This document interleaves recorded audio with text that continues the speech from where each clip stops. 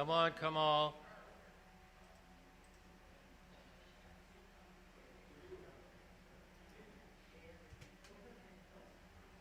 Well, welcome to the Unitarian Universalist Society of River Falls on this sunny Easter morning. We're opening up April by embracing possibility, and Reverend Ted Tollefson's going to give us his wisdom on that topic.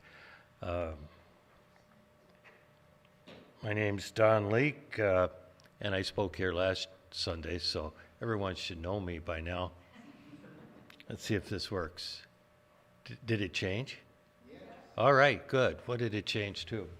Oh, yes, this is the Embracing Possibility Month, and of the 6 shared values or principles, the newfangled version, I think transformation is the one that fits most with this month's theme. And so I'll just read from Article 2, the transformation. We adapt to the changing world. We covenant to collectively transform and grow spiritually and ethically. Openness to change is fundamental to our Unitarian and Universalist heritages. Never complete and never perfect. I like that last part.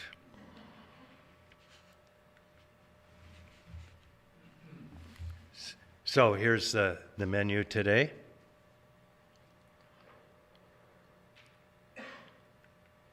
And the opening words are from Wendell Berry. Let's recite those together. I guess.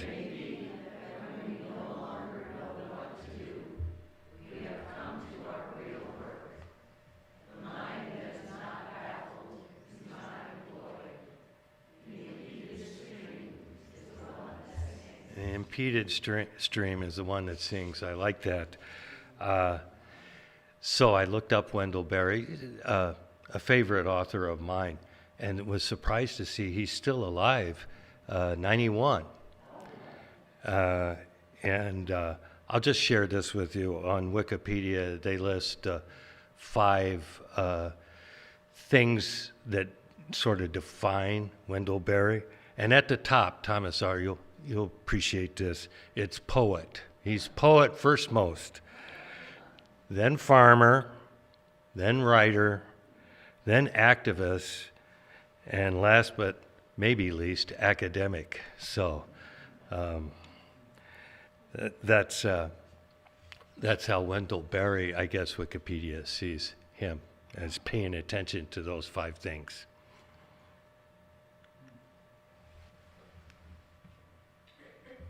And now we have Thomas R. is going to provide all the music today, 3 songs. This is the first one. You probably know it, okay?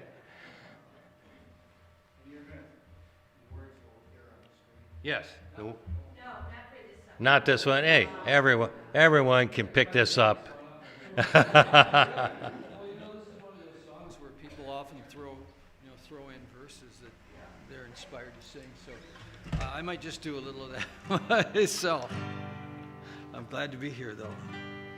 No, I'll say one thing about Wendell Berry also. I don't know if Wikipedia listed him this way, but he's equally good as an essayist and as a novelist. His novels are really terrific. All right, I want everybody to sing along here. This little light of mine, I'm gonna let it shine. This little light of mine, I'm gonna let it shine. This little light of mine, I'm gonna let it shine. Let it shine, let it shine, let it shine. Well, I'm gonna take it with me everywhere I go. I'm gonna take it with me everywhere I go. I'm gonna take it with me everywhere I go. Let it shine, let it shine, let it shine. I'm gonna outshine the hate. Let it shine. I'm gonna outshine the hate. Yes, gonna let it shine. I'm gonna outshine the hate. I'm gonna let it shine. Let it shine. Let it shine. Let it shine. Anybody want to throw one in here? Throw out a verse. We'll make one. No? I'm gonna let it shine.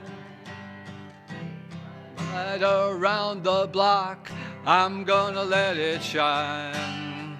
Take my light around the block, I'm gonna let it shine.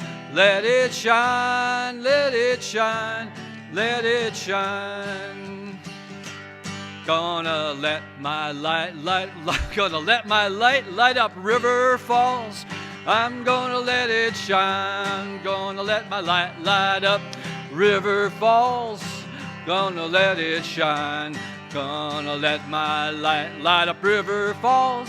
I'm gonna let it shine. Let it shine. Let it shine. Let it shine. Okay, one more verse. Oh, this little light of mine, I'm gonna let it shine. This little light of mine, I'm gonna let it shine. This little light of mine, I'm gonna let it shine. Let it shine, let it shine, let it shine. Well, pretty good for this early in the morning.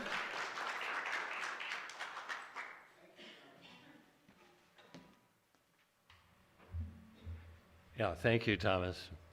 I didn't know you could put so many words into one verse, though.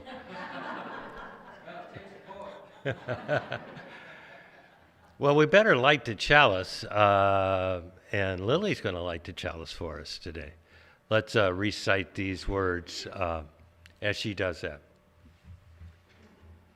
The chalice lit among us is a beacon of hope in a world of crisis, a beacon of hostility made manifest in community, a beacon of warmth through our interconnections, a beacon of light illuminating our shared wisdom, a beacon of connection by our being together.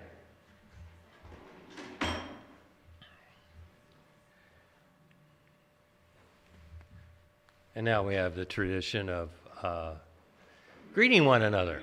So take a couple of minutes, say hi to everyone.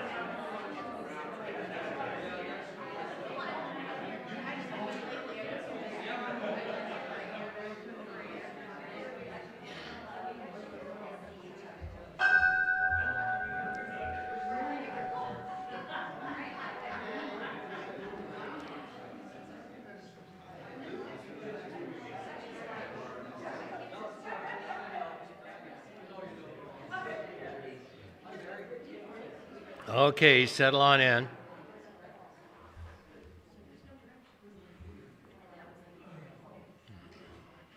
And now we're ready for joys and concerns. Please come up, share your joy or concern, drop a pebble into the water, and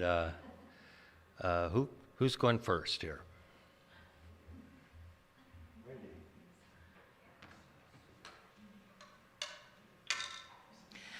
I'm just so happy to be here. It's such a wonderful vacation to be able to come to this place and kind of just disconnect from the crazy world for a while and just be in community with everybody. So thank you all for being here.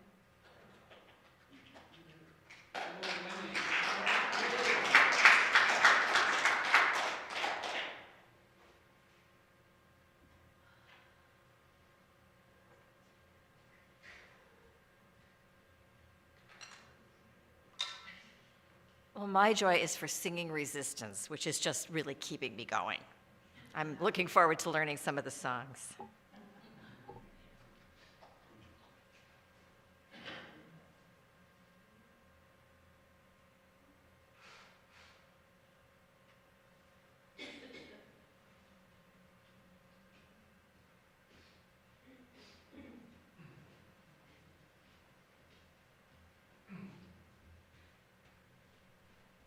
At 11:40 yesterday morning, my good friend Frank Fritz Finke, made his transition, and I'm sure he's being welcomed into heaven right now.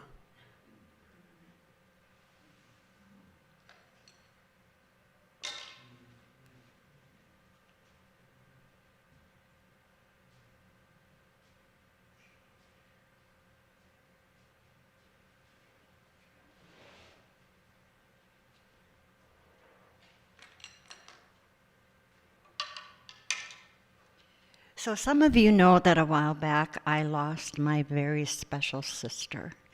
It's been heavy on my heart. This morning I found something that I had misplaced, and it is a necklace that had her ashes in it. And this morning I went to put my shoes on. In the bottom of my little thing where I keep my shoes was her locket. So I'm so happy to have it back. I don't have it on this morning because I couldn't do the clip, but I'm delighted to find it.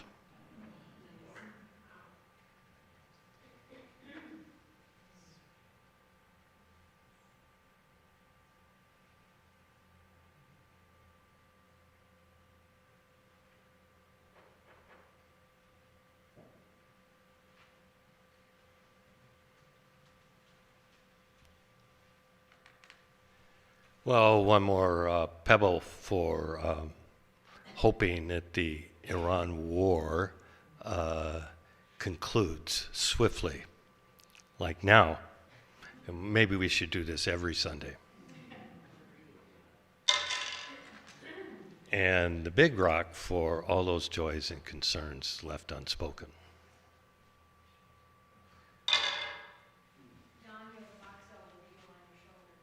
Oh, it's a friend. It's like a bluebird on my shoulder.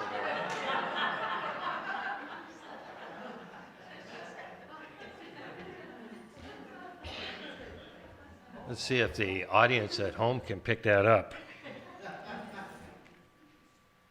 Okay, now we're glad to have Rev. Ted, longtime member and past minister of this lovely organization, come and talk about possibility. Come on up, Rev. Ted. Thank you.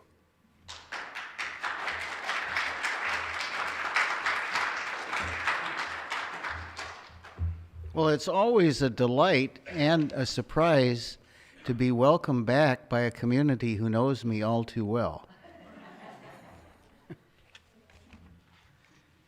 And I was remembering seeing Thomas and Krista. I moved to River Falls in about 1974, and we were involved in the founding of the Whole Earth Store. Had wonderful potlucks that included features that I think were not then legal, but I believe are legal now. And it was a fabulous time to be young in River Falls and surrounded by creative people. So it's good to be back. And I know that I hope that many of the people that illuminated our days in River Falls are still around here somewhere. I just haven't uncovered them. I'm going to start and end with a poem. And this is from my first collection, Household of Joy. This is called Original Light. And this is this poem comes from the moment of what I do every morning, looking out over the Mississippi River with sunlight on it. When the sun ascends over limestone bluffs, the mighty Mississippi becomes a river of light, where millions of tiny stars dance on the rippling surface, and a few of them mistake themselves for the sun. But most are content to be a transient epiphany of the light that enlivens whatever it touches. When touched and transformed by original light, shine, shine, and then let go. Night will come, the black sky will fill with tiny diamonds, and the river will flow on. The sun will return another day, and so, in some form, will you. So, a lot of thinking on matters religious and spiritual, I think, is grounded in just opening our eyes and hearts and minds and being willing to be changed by what we see. And today, of course, my mother's voice is saying, don't forget it's Easter, Teddy. Don't forget it's Easter. Mom, you are correct. It is Easter. And the word Easter is actually the name of a goddess, Astarte, Esther in English, who was the goddess of ever-returning spring. And so what we're celebrating is what I would call Eastering, the process of continual renewal. So we don't have to wait till April. If we are alive with our hearts and minds open, that process of transformation, which we can call Easter or Buddha nature, is always there. And thank goodness. Thank goodness we are capable of continual transformation. I want you to imagine your life inside a single room, and at first it might seem quite comfortable and familiar, but over a period of time that familiar place might begin to feel like a prison cell, where most of the world and many of the people we love are somewhere else. Luckily enough, that room in which we live much of our lives, the world of what is, has doors and windows. And those doors and windows are the manifestation of what if. What if expands our horizon and allows us to imagine life outside our comfort zone and maybe even try something new and then carefully observe the results. Now, I have been trained and even rewarded for endless analysis, and I can testify to the excitement, fun, and discoveries that come from trying something new. At seminary, I was taught that a UU service was a sermon salad. There were spoken words at the beginning, there were spoken words at the end, and somewhere in the middle was the sermon. And the sermon was supposed to be the highlight. But then I started living with and in congregations where I was not preaching. And I was able to begin to appreciate how much of the service was about making connections, building community, regardless of what the so-called message was. Every announcement, every sigh, every yawn testified to the complex and tender texture of life in community. Announcements of births and deaths, new jobs and old friends, all revealed and served the important work of building community heart to heart, mind to mind. Now, when I was a kid, I would get home from church, and my mother would turn and say, "Okay, Theodore, you seem to be nodding off in the sermon. What was the gist of the sermon today? Why were we there?" And I would have a punchline. And the punchline is building communities heart to heart, mind to mind. I came to understand that what if and what is, the possible and the actual, are not adversaries. They are complementary. They are partners. What is creates our familiar lives, but what if opens the doors and windows to new possibilities. To live fully, we need both what is and what if. The house of being in which we live needs walls for stability and comfort, but it also needs windows and doors to make us aware of and allow us to care about the world around us. Do you remember a time in your life when you felt deeply that it was time for a change, and then suddenly something presented itself? Who or what encouraged you to try something new? Now, there are some core principles that undergird the process of transformation. One is, how do we learn about the power of letting go?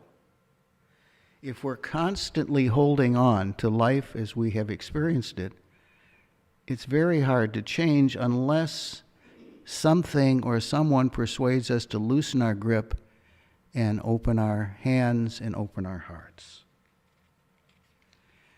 In those moments of transformation, who encouraged you to try something new? Who helped you imagine a new life that might have possibilities that were not fully present in your current life? How did you learn to develop courage in the face of uncertainty? Instead of viewing it as a threat, but you began to consider that uncertainty was an invitation to try something new. So what we're talking about is the ways in which letting go, turning loose, opening to the as yet unknown creates new possibilities, or allow us to see possibilities that are there anyway. Stepping stones to creative change. One is enhanced resilience. If we can learn the art of resetting setbacks into opportunities to grow, then something new can emerge. Second feature is increased creativity. When we open our heart and mind to new possibilities, instead of holding on to what is familiar, new things can happen of their own accord. We just have to loosen our grip, open our hearts, open our minds, and the world around us sometimes becomes instructive. Personal growth sometimes requires us to move outside our comfort zone. It's not going to necessarily be easy, but if we're willing to open our hearts and minds and senses to something new, a new life can begin. So there are some things that we can do to encourage these possibilities. One, of course, is prayer or meditation, where in different ways, either with words or without words, we open ourselves to something that is beyond our senses. Another helpful tool is to reframe our perspective. Instead of seeing obstacles, we begin to understand that these can be challenges which we need in order to take the next step. And if you've been with a child who's learning to walk, and can remember that those first few steps are very awkward and very difficult, sometimes punctuated by falls, but without taking those first steps, none of us would be walking. Another thing we can do is to cultivate gratitude. We can choose, if we want, to focus on what we have rather than what we lack. We can develop this awareness of abundance that sometimes expresses itself as joy and sometimes expresses itself as gratitude. A good watchword is just to notice and intend that at least 3 times every day you find something to say thank you for. It might be thanking your partner, it might be thanking a neighbor, it might be thanking the guy who managed to get his car out of the ditch without requiring our help. But these little thank yous can help grow a culture of mutual support. We can start small. We can see small changes and bring undivided awareness to those rather than waiting for something cosmic. And sometimes those little changes are where significant change for individuals and communities begin. We can work to build a community of supportive allies. And many of you I've known for 25 or 30 years. Thomas and Krista and I were aspiring hippies 50 years ago. How did we get this old? How did we do that? And 52 years ago, we were working to build the Whole Earth store, and that community. We didn't have a church. There actually was a Unitarian group that was meeting in River Falls. I worked with the wife of one of the founders, who knew that I was about to go off to Unitarian seminary. She never told me, "Oh, there's a Unitarian group in town." So because we didn't have a Unitarian group, the Whole Earth store, for many of us, was the center of community life, and it still is a wonderful place to be. Not just for beans and rice, but for community and friends. So this community of supportive allies is invaluable in becoming all that we can become. And that's why places like this congregation, or wherever you go for community, are part of the process of constructive change. So I invite you to do an experiment for the next 24 hours. The next time you encounter an obstacle, consider the possibility that it might be an opportunity to try something new. When you find yourself saying, "I can't," try asking an open-ended question. What if I can? Where might this lead? How could this invite something new to enhance my life? Practicing the art of opening ourselves to new possibilities can open many doors to a new life. And embracing possibility is not about having all the answers. It's about opening doors to the unknown and be willing to ask questions, especially when we don't know the answer yet. To be willing to be dazzled, to be willing to be surprised. Just ask yourself and your neighbors, what if? And notice how doors all open to new possibilities, what the good book calls life more abundant. So be it. What if? Blessed be. That's the short summary. So if someone asks you when you get home today, or a neighbor asks, what did they talk about in that Unitarian church across the road? Say, so be it. What if? Blessed be. 2 exclamation points. right in the middle of question mark. So be it. What if, blessed be? So be it. What if, blessed be? I may put that on my tombstone. Not yet. Not yet. But that would not be a bad summary. So, in our tradition, the minister eventually is expected to shut up and listen. And it's a wonderful tradition to hold us accountable in face of the community. We just required you to sit for 10 or 15 or 20 minutes and listen. Now it's your turn. And this is one way that those of us that speak find out what you heard. We know what we thought we said, but what did you actually hear us say? So I want to open the floor. Ann Leak for questions and comments. Ted, you sent me 3 pictures to put in the PowerPoint. Yes. They're on the next 3 slides. Okay. Do you want to say anything about those? I heard you say something connected to the pictures, but there are some pictures. let's see the pictures, shall we? That's the open window. Yeah, that one is the room with no windows and no doors. And it's possible to live in a place like that, but not for long. And then this is a house with a whole lot of windows and doors, a whole lot of glass.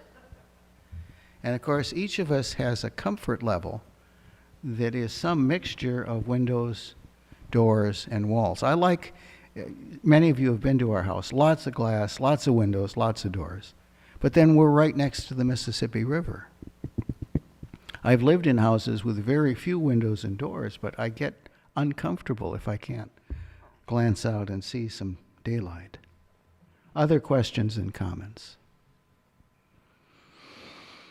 Is that your house? Oh, no. No. That's a lot of plastic. Yeah. Yes. Well, I think it is a wonderful home and all of those windows, but who is going to wash them? That is a really good question. It's one we're asking a lot. We've met a wonderful, very young woman somewhere in her 30s who does a lot of the work that we can no longer do. So we invite Lori to come over and clean some windows. But actually, on a good day, I can clean most of the windows in the house. The ones I can't get to are on the 3rd floor, and we didn't build a deck adjacent to those windows, so there's no easy way to reach those. So those are the ones we leave for professionals like our friend Lori. Other questions? Yes. Okay, just because we're not going to get off the hook this easy. It's only 11:05, right? Mm-hmm. Well, one skill that might be helpful to people when you think about what actually is and possibility and how the two come together, what are skills or techniques you can use to bring those two things together, to bring them to imagine? And one thing that I've used in the work I do is when you talk about what is, you recognize what is, you recognize all of what is, but particularly pay attention to what's good about what is. I like that. What's good? What do we love about what is right now that we would never change, that we would never want to let go of? And then from that, imagine the possibility by asking yourself, what would fabulous look like? What would great look like? It doesn't matter whether it's my personal life, whether it's my work, whether it's my relationship with my spouse. What would great look like? And how do I build on the good I recognize and go forward and take it? What would it take? Thank you. That's wonderful. Could change the life of my Scandinavian relatives to be asked questions like that. So I guess mine is more about like somebody who supports me. My husband, we were having some sort of argument a few months ago, and I was like, so what is it that you saw in marrying me? He's like, because I saw all the possibilities of who you could be and knew I would be the only one who'd push you to get there. And he's like, I create the support net that lets you be to go out and explore and figure out who you want to be without feeling like you're ever going to fail. So. Mm-hmm. That's wonderful. Wonderful. Yeah. And yes, I saw a hand over here. So I wanted to thank you so much for that message. I'm at a big transition point in my life where I've lived on my farm just outside of Ellsworth for 32 years. Oh my goodness. And I made the very difficult decision to sell my farm by the end of this year, but I did that because three things came together at once, and it felt like the stars were aligned and it was time.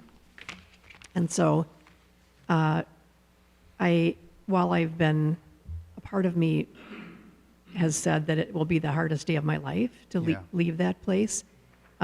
Your message gave me hope and makes me believe that there are great things ahead. That's wonderful. Thank you. Thank you. Thank you. Thomas, did you have a comment?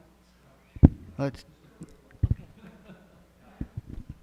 I just recently came across a quote by the Russian writer Gogol. The quote is this: "Obstacles are our wings."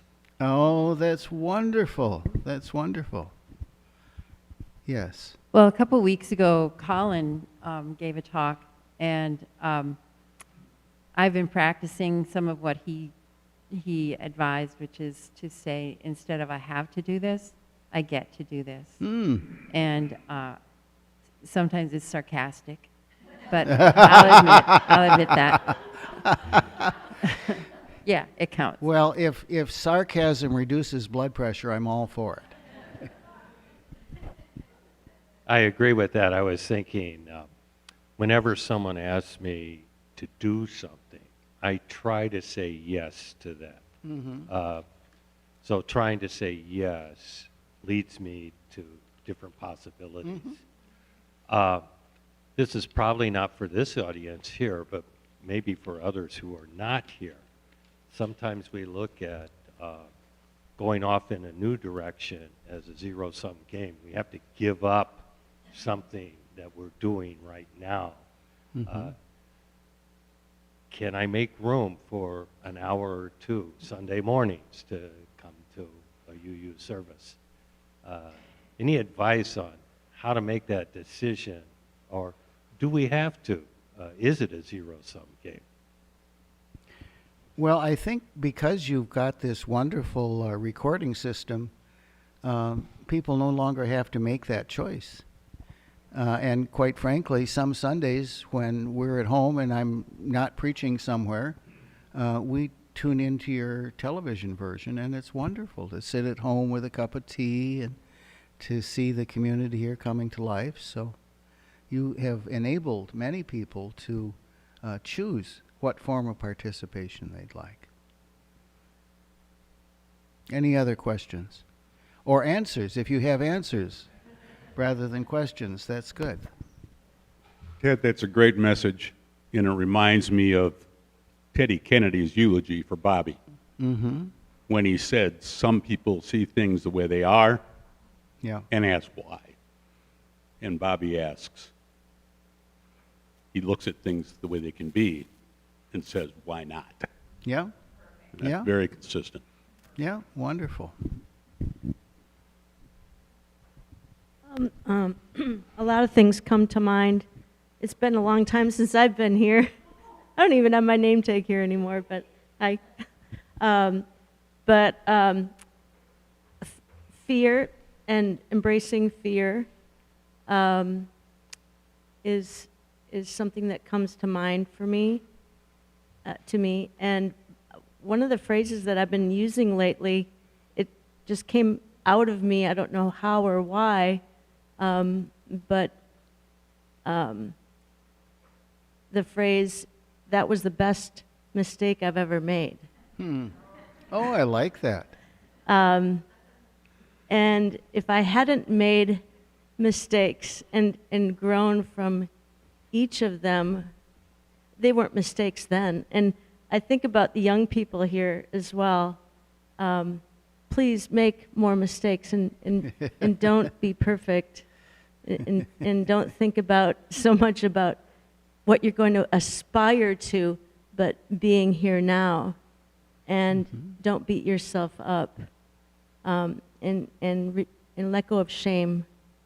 There's so many words and thoughts that come to my mind here, but That's wonderful. Thank you. Got time for one or two more comments, and then we get some music from Thomas R. Smith. Yes, Krista. So I was remembering when I was in a time of major transition, had no idea what was going to happen. Ted made an ink painting of a big yes with an exclamation point and gave it to me. And that was sort of my guidepost. Yes. Being able to say yes. Maybe I'll make those up and bring some yes postcards here. And they make also very good bookmarks. Any other questions or comments? So what did I forget? What did I leave out that you noticed?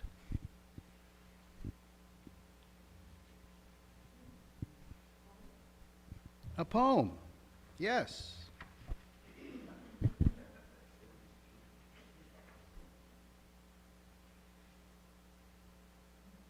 This is called Begin Again. An unruly flight of Canada honkers angles north over our heads. They don't do straight lines or arrows, but keep rearranging their patterns while they negotiate directions and who is leading. They might be Unitarians. It's hard to tell from this distance. The forest pharmacy is open this morning. I carry home a fallen birch limb whose inner bark has a healing balm for those of us with birch bark skin that burns, peels, and sometimes rots. In this wild abundance, it is time to begin again. And Thomas and Krista and I have been making trouble in River Falls for over 50 years. A little bit later. I think I came when you were in seminary, and I remember when you came back around a campfire at Rising Sun Farm. Yes. But, yeah, Tom, I didn't get to town until about 78. 78. Yeah, yeah. I was here and connecting with Thomas and many other good folks about 74, I think. I'm about to call on Thomas for some more music. It's time for music. Enough words. Let's get serious. Thomas, you want to come up and do? Well, let's get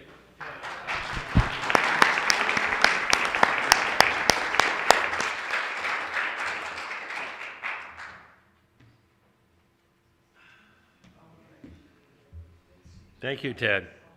I think we got two songs here. Two songs. Not this one. That's the one I'm going to do right first. Okay. We'll save this one. Okay. All right. So when Ted asked me to pick out a couple of songs, I just thought this one was especially timely in relation to what he's just talked about. It's really about one of the greatest what-ifs in human thought and human history. What if the lion really could lie down with the lamb? This is a song about the Middle East by Steve Earle called Jerusalem. Anybody know this song? Jerusalem? Oh, just wait. It's really it's anthemic. So let's see here.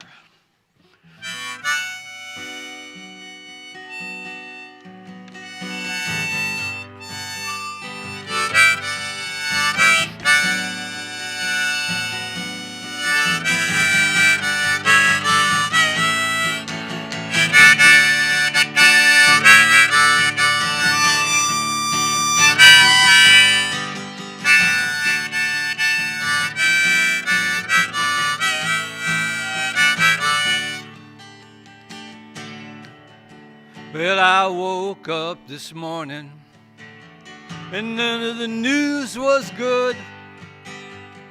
Death machines were rumbling across the ground where Jesus stood. The man on my TV told me it always been that way, and there's nothing anyone could do or say.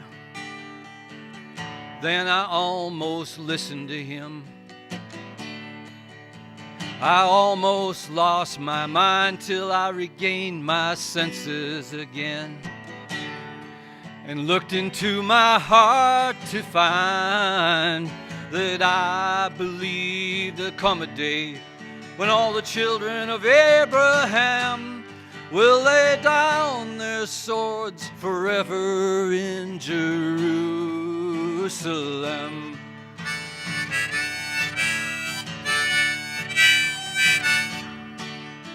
Well, maybe I'm only dreaming.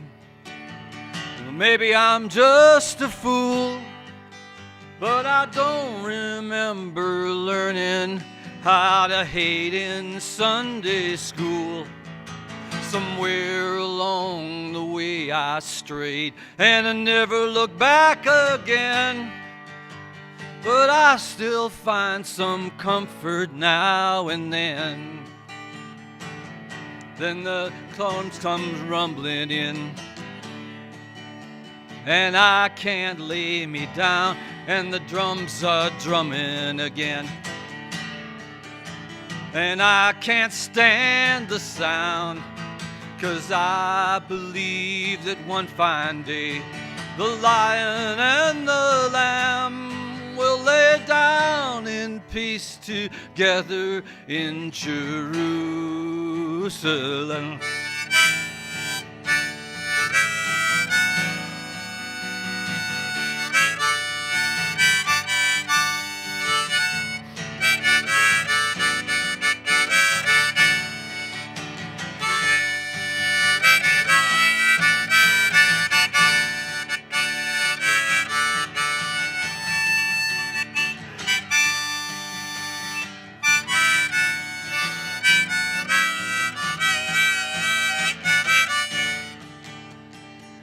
Then there'll be no barricades.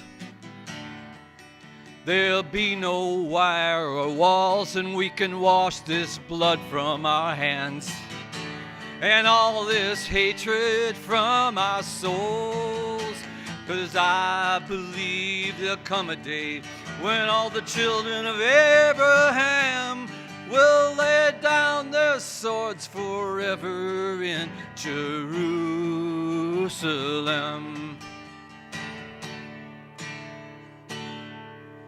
Jerusalem.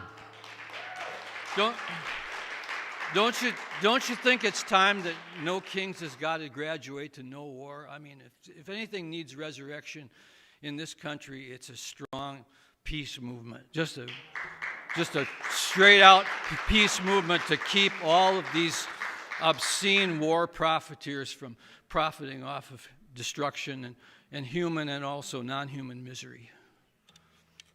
Okay, so I guess I get one more song here. Got a little bit out of tune there, so I'll just put old Squeaky aside here. Okay, so this is an old Carter family song.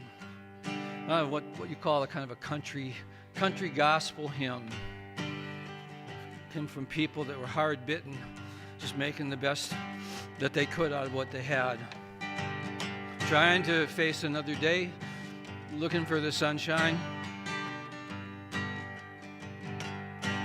There's a dark and a troubled side of life.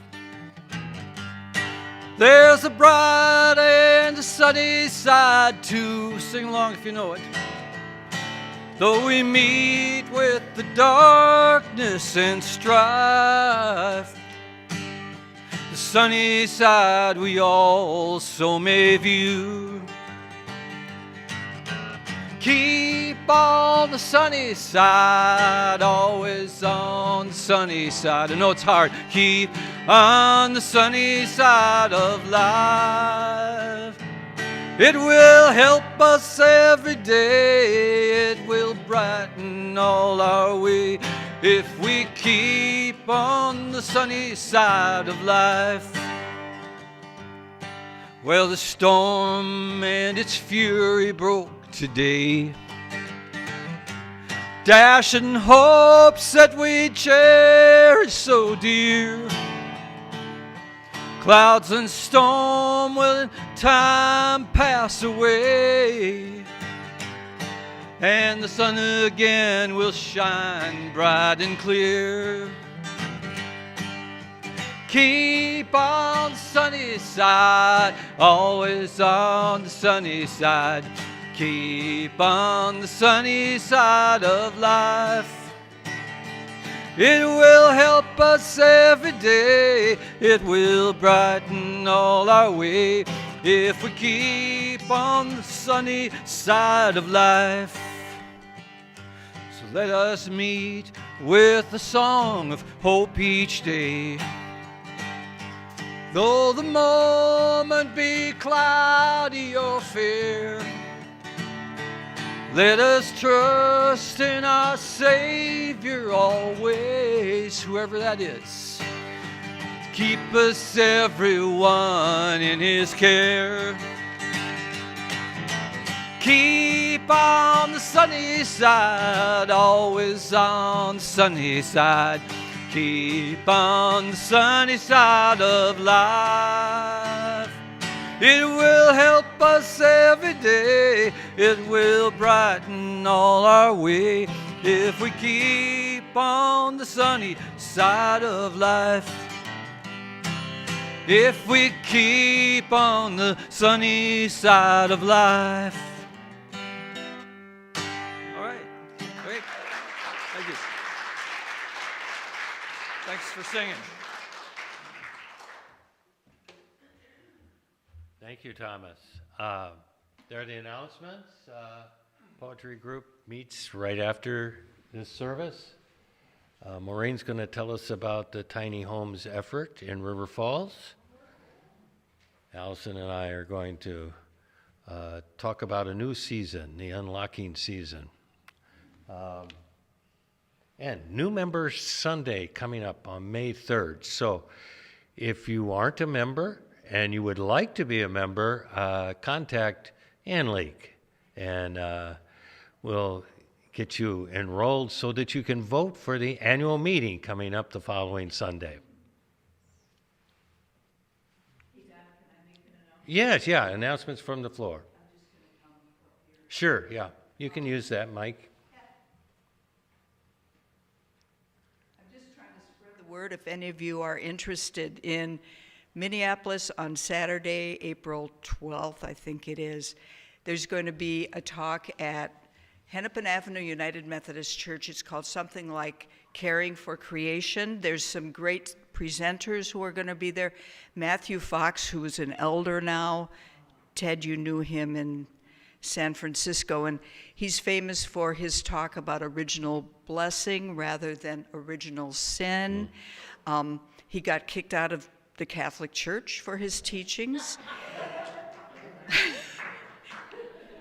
He's a very creative person, so his theology is very earth-focused. There's also going to be Will Allen, who's the urban gardener from Milwaukee, and there's a woman who's Ojibwe who lives in the Twin Cities, teaches at St. Olaf and Augsburg, and does a lot of work with connecting people.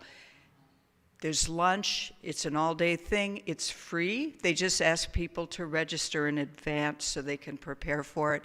You can find the information on the website at Hennepin Avenue United Methodist Church. Just look in events, and it'll turn up there. Is that this Saturday? It's April. The week late. It's the second Saturday, not this Saturday. Oh, I've got the date wrong, don't I? It's the week before Earth Fest, so whatever that is. I think maybe the 19th. 18th, 19th. Yeah. We're going to be doing some carpooling from River Falls, so if you're interested, let me know and I can help connect you for that. Okay, thanks. I have to piggyback off of that. Speaking of announcements, Maureen Ash and myself and another poet, Artie Medina, are going to be doing an Earth Day reading, poetry reading out at the Wisconsin campus Carpenter Nature Center, right on Earth Day, the 22nd. I think it's like starting at 6:30, and it's going to be some wonderful poetry. Maureen and I have done this before, and Artie is an old friend of mine from the cities who's also Anishinaabe, so there'll be some good stuff. 22nd? Yeah, let's see. I think that is a Wednesday. It is on Earth Day itself, so yeah. So and it will include an open mic, and we're inviting people to bring favorite poems to read, their own or others. Will be fine. Okay. Also, Winona LaDuke is speaking tomorrow night, Monday night in Prescott. Winona LaDuke. I think that's in the newsletter. So check the newsletter for the time and place. Any other announcements? Okay, Oh, we're getting to that. Wait, next slide, please. Well, thank you for your presence, including the people who bring food. And I noticed, well, let's see, Krista brought in candy. Easter candy. Can't have Easter without candy. David. David brought a bundt cake, sourdough again. Well, everything's sourdough. Thank you, David. Sue brought in zucchini cake or bread. Okay, zucchini chocolate. And there's some ice cookies up there. Who brought those in? Oh, thank you, Allison. Did I miss anything? Oh, yeah. You were supposed to mention golf in your sermon, Ted. But we have Arnold Palmer, green tea Arnold Palmers. Yeah, that's special. I think that's it. Time for closing words.